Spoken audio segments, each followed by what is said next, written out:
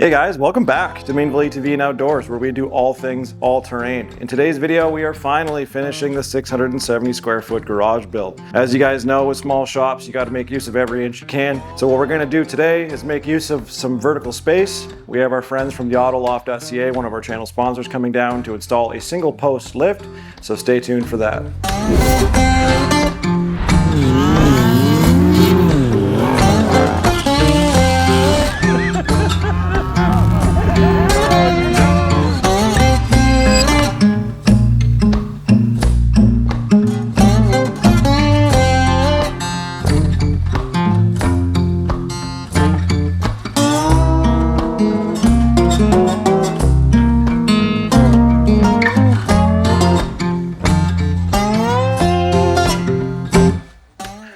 So guys, it is a few days later. I have been living and working around this thing, and it is nice to have a lot more room. I'm very excited about that. Things can get really cluttered at this garage door because my man door to this garage is actually at the back of the house. So we usually enter from the garage door.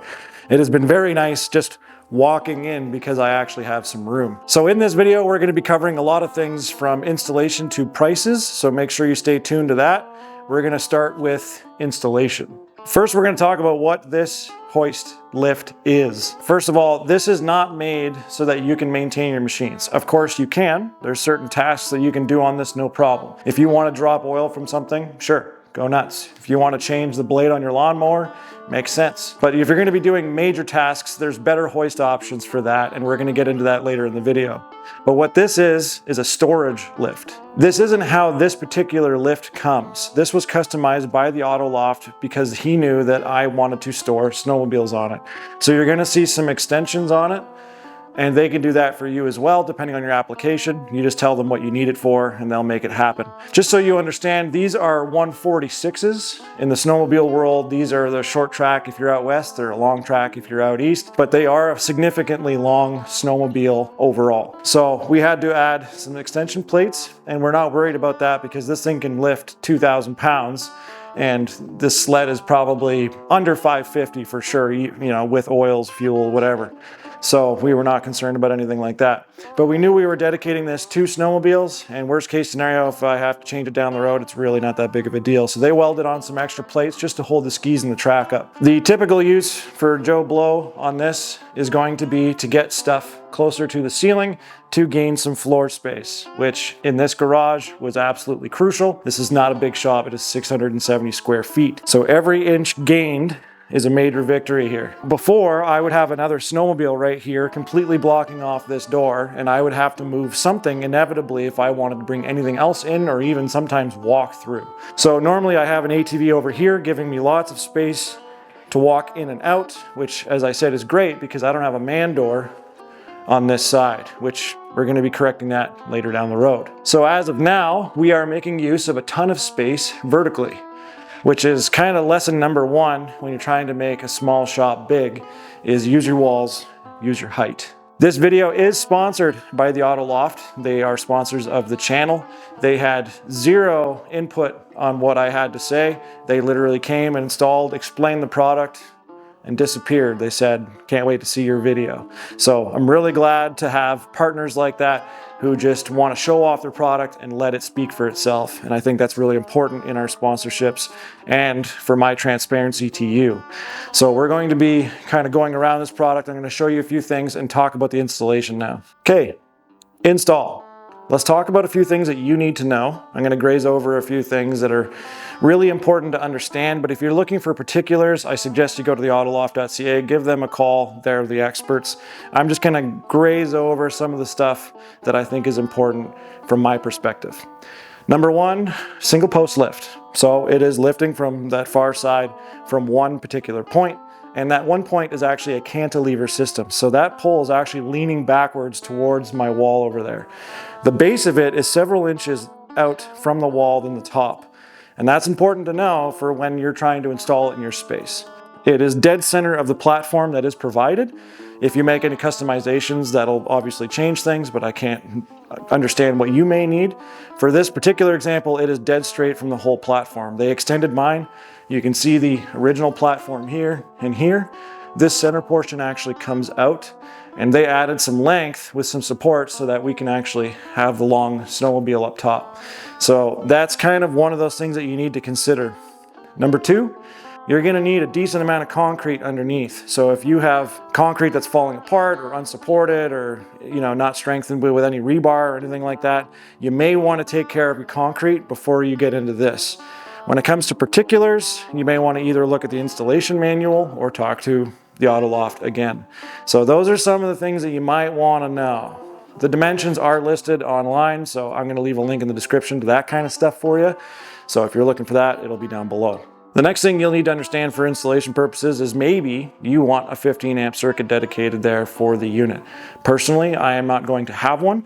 I'm only going to use this lift a couple times a year, so I'm just going to run an extension cord to run it up and down, but you may want to have a 15 amp circuit prepped for this, but I don't think it's necessary as long as you're using it as a storage lift, which I recommend, but I totally understand using this for the odd job. Once you do have this plugged in, what it does is drive an electric motor, which essentially runs a pump and then lifts that cylinder, ultimately raising the mechanical chain. And that's how this whole platform goes up. But on the way down, you have a safety cable that you're gonna pull, and gravity takes care of the rest. Essentially closing that cylinder, collapsing it, and pushing all the hydraulic fluid back to the tank. That's just kind of the basics of how it works. I just wanted you to have that information so you understand what it is. You will need a plug if that's something you want, but yes, you can run it off an extension cord. Just make sure it's the right one for the job. Okay, for this next part, I'm gonna get you some measurements. I'm just gonna move this sled for you, and we're gonna get under there.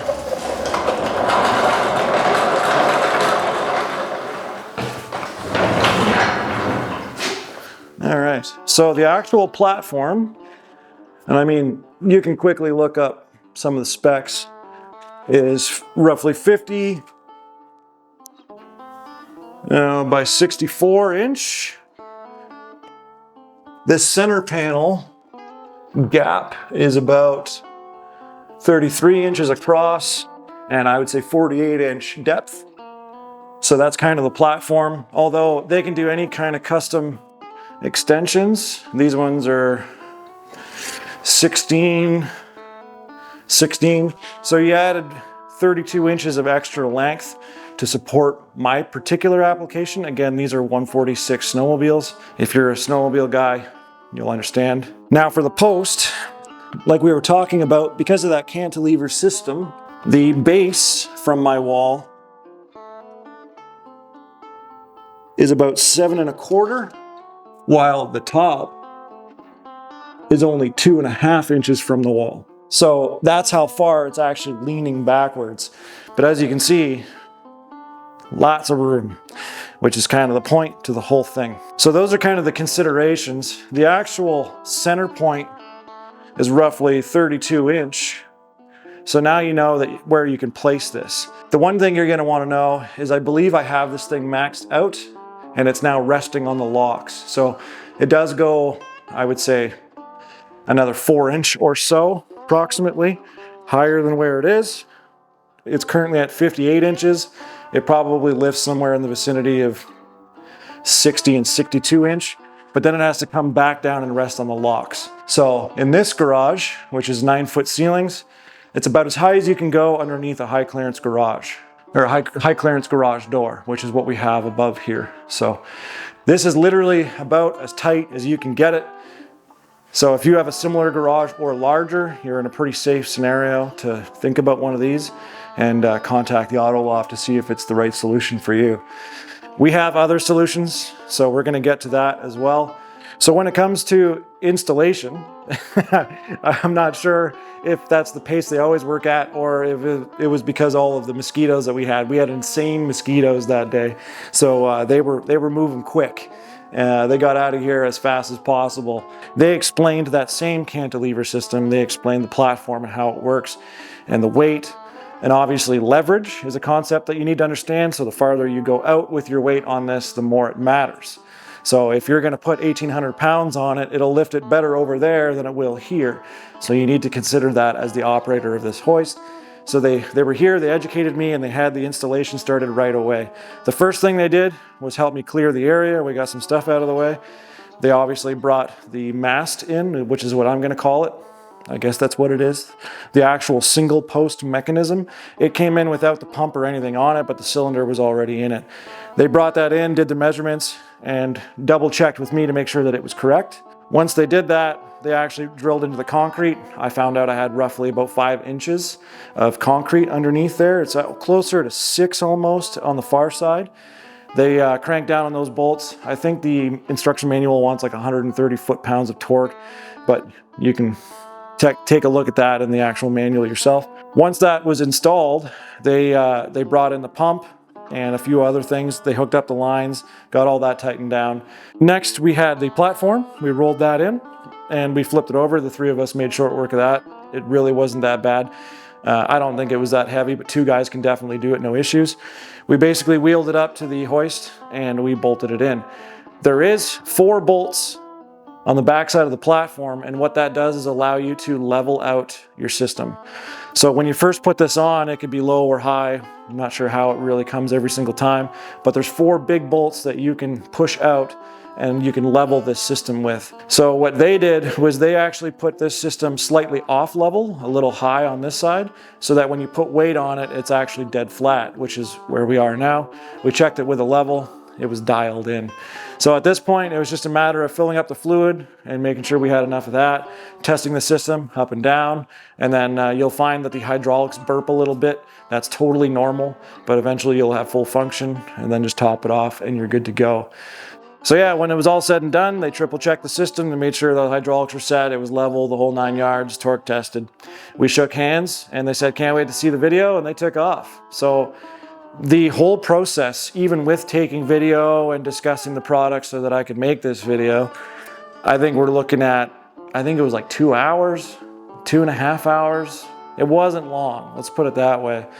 And they were out of here, no problem. They had less time here on site installing this by far than their actual drive to get here from Toronto. Big thank you to the Auto Loft for doing this. Again, this is the storage single post lift. It's meant for, what does this say?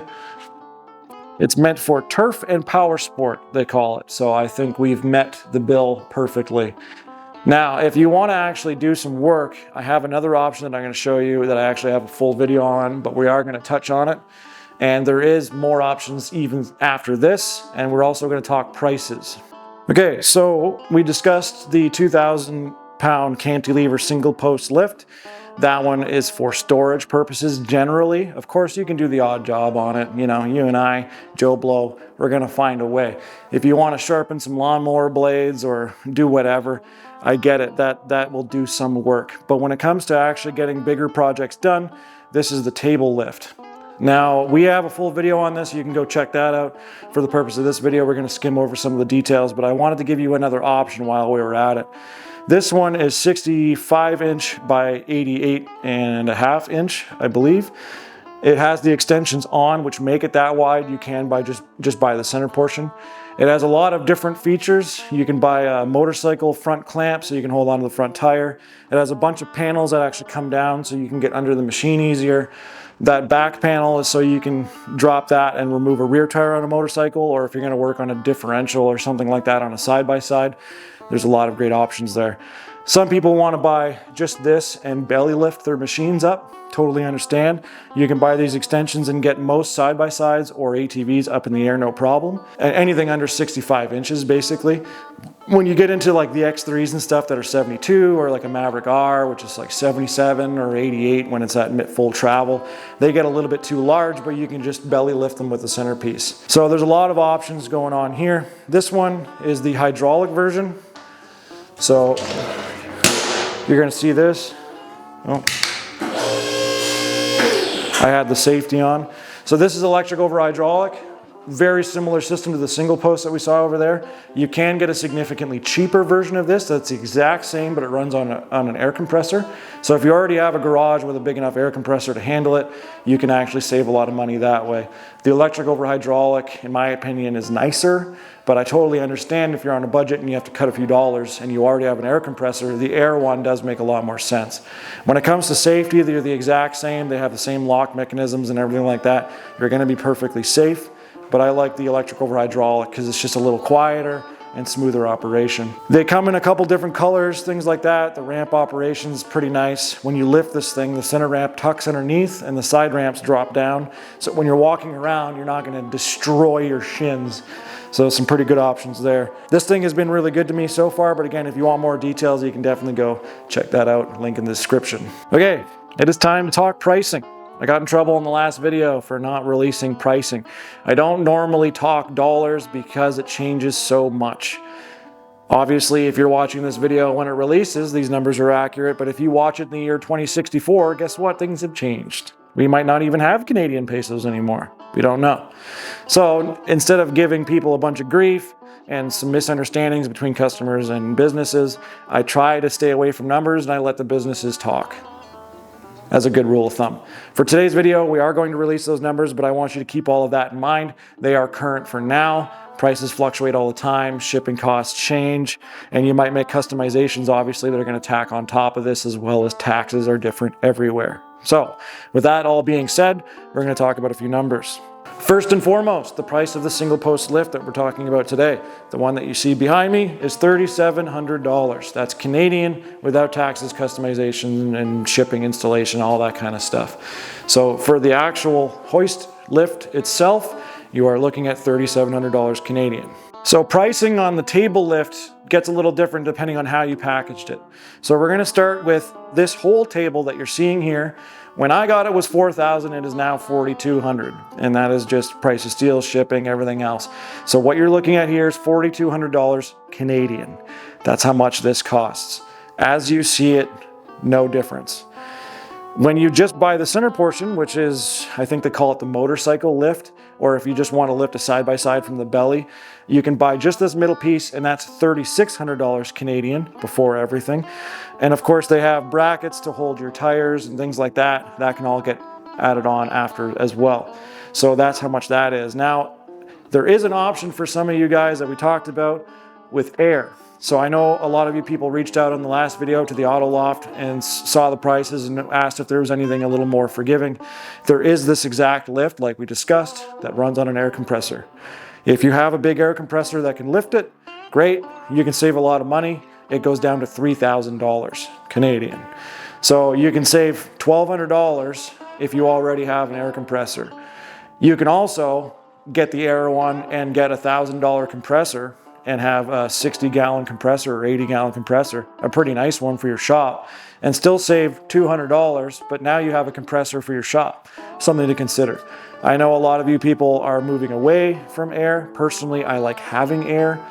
It's still pretty powerful. Having the blowgun and a few other things is great to have. So it is a really cool option in a shop that you can buy one of these, save a few bucks, and get a compressor at the same time. So now you know the numbers. So all the numbers: single post lift, $3,700. Center portion of this, electric over hydraulic, is $3,600. This entire table, $4,200. If you go air, this entire table is $3,000. You may have to call for just the center portion on air, because I don't know the number for that one, funny enough. I never thought to ask. But it gives you a good idea and a good ballpark of how much all of this is. That is as much transparency as you can have, and I just wanted to make sure that everyone got the information they were looking for. So that brings us to the end of today's video. We talked about the installation and the pricing and a quick overview on these products. Again, I'm going to say if you want very specific information, I'm not the right guy for you, but I will lead you to the autoloft.ca. You can go to their website, check out some of their information there, or give them a call. They will have everything that you need to know when it comes to the particulars. If you want more of my opinion, you can ask in the comment section down below and I will answer to the best of my ability. I know this video was a lot of just information tossing and stuff like that, but when you're looking for a product like this, it's just best to get business done and show it off. What I really appreciate is the Auto Loft coming out, installing the product, and all they wanted from me was a video showing you the product. They didn't have any specific dialogue or any points for me to touch on, nothing. They literally just wanted to let the product speak. For me, that is absolute top tier sponsorship. They have nothing that they want me to say or regurgitate. They just put the product here and they wanted you to see it. And that is cool. So a big thank you to them for sponsoring today's video, and we'll see you guys next time.